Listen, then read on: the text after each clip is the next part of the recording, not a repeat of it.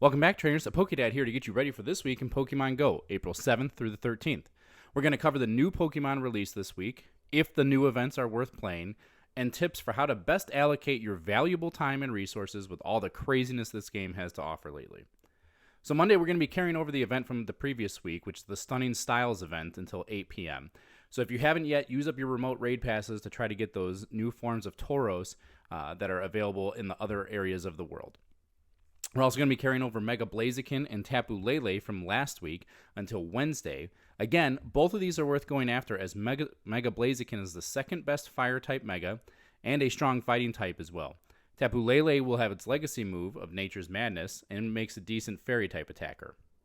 And then starting at 6 a.m. on Monday, the max rotation will change to feature some Pokemon to get you ready for Gigantamax Snorlax.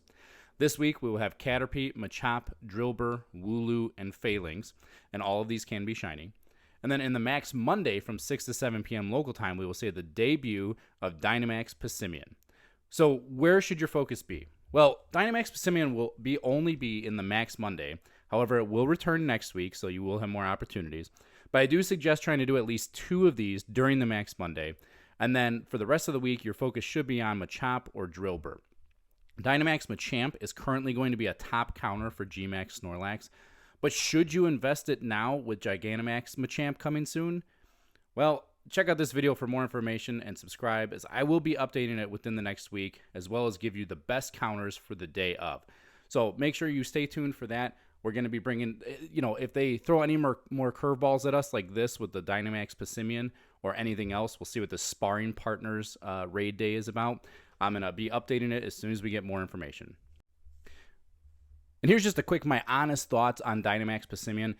Definitely worth going after. He's going to be stronger than Phalanx in terms of Fighting type. He's not going to be nearly as strong. He's almost on par with the Dynamax Machamp, okay? Again, when Gigantamax Machamp comes out, Gigantamax is going to be way better. Nothing's going to come close when it comes to Fighting type attackers.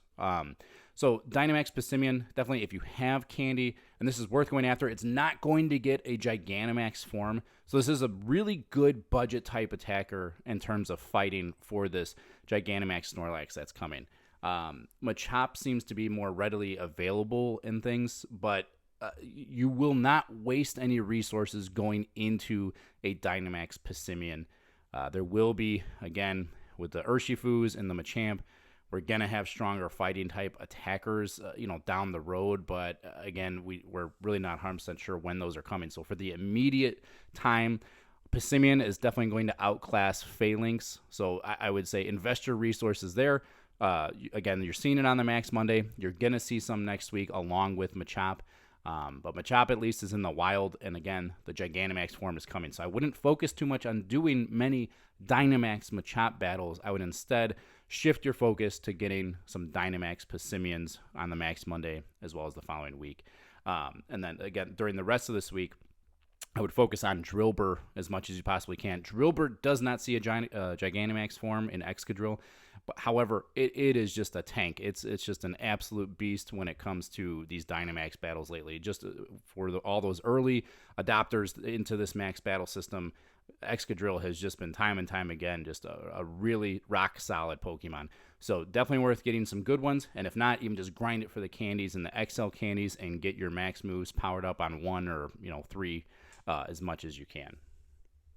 Tuesday the 8th at 1 p.m., the Go Battle League will change to feature the Ultra League and the Spring Cup Great League Edition. The Ultra League is any Pokemon under 2500 CP, and the Spring Cup will be Pokemon under 1500 CP of Water, Grass, and Fairy type. Also, Jumpluff, Roserade, and Toxapex will be excluded as well. Then, Tuesday night from 6 to 7 p.m. local time, we will have the weekly Spotlight Hour featuring Meditite with a 2x transfer candy bonus. So if you're not able to find any friends to trade with to use that seasonal bonus of XL candy when trading, then transfer Pokemon during this time to at least get some extra candy, especially for Pokemon like Machop, Caterpie, or Passimian. Then Wednesday the 9th, starting at 10 a.m. local time, until Monday the 14th at 8 p.m., we will see the Spring into Spring event. Who names these, honestly? This event will see the debut of Gossifleur, and with 50 candies evolving into Eldegoss. And pardon me if I didn't say those right, these are new to me. We will also see special eggs featuring Magby, Budew, and Mantike in 2-kilometer eggs. And in 5-kilometer eggs, we will see Remoraid, Fletchling, and the new Pokemon Gossifleur. We will have wild spawns of Remoraid, Fletchling, and Gossifleur. And then on April 9th, 10 a.m. through the 10th at midnight, we will see Marill, Lotad, Ducklet, Dewpider, and a rare spawn of Lapras. April 11th, midnight to April 12th, midnight, we will see Vulpix, Ponyta, Numel, Litleo, and a rare spawn of Hisuian Growlithe. And then the 13th, midnight till the 14th at midnight, we will see Oddish, Hoppip, Roselia, Cherubi, and rare spawn of Alolan Exeggutor. Now, which of these should you focus on? There's a lot of spawns, and they're changing like every day. What should you try to do? I personally will be trying to get candy for Lapras for the Gigantamax form on the first day, and possibly Marill, as it does see some play in Go Battle League still. The next day, I'm going to try to focus on Numel. I was lucky enough to get a Hundo, and its evolved form Camrupt will still have a Mega that's going to be released in the future, so not a bad Pokemon to at least try to get some candy for when the Mega does come out. And then the last day, I would suggest Roselia, as Roselia and Roserade both play well in the Go Battle League. They're strong grass and poison type attackers. And Alolan Exeggutor as well, as it's a rarer spawn and has a great shiny. You can only see a portion of it, but it's still fantastic. Event bonuses are going to include 2 times Lucky Egg duration, 2 times Hatch Candy, half Hatch distance, and increased chance for Shiny Remoraid and Fletchling. A paid timed research will be available for $2, giving you 5,000 XP, 1 Lucky Egg, 2 Super Incubators, and some encounters. So the incubators are kind of worth it on that, but other than that, you can skip it. Event field research tasks, collection challenges, and showcases will also be available. And then at 10 a.m., the raids are going to change to feature Blacephalon and Stakataka, with Blacephalon being available in the Western Hemisphere and Stakataka being available in the Eastern Hemisphere. These two will be getting their shiny debut and will have a raid hour at the same night from 6 to 7 p.m. local time. So definitely worth trying to go after and try to grab those shinies. They're not going to have any of their legacy moves yet, but they're still both are fantastic shinies. Blacephalon, unfortunately, is the better of those two. Stakataka doesn't have much meta relevance, but Blacephalon definitely does. Very strong fire-type attacker. Mega Sceptile will take over our 4-star Mega Raid slot as well. Mega Sceptile is an absolute boss in grass, so be sure to pick up a couple of those. He does have a grass dragon typing, but he really just excels in his grass typing. Thursday through Saturday, there's nothing new to announce, so make sure you enjoy the spring event and take some time each day to use your daily raid passes to go after those bosses while you can, and collect your max particles to prep for the upcoming Gigantamax Snorlax and Dynamax Entei raids. Max battles, not raids. Sunday, we will see the Sparring Partners raid day from 2 to 5 p.m. local time.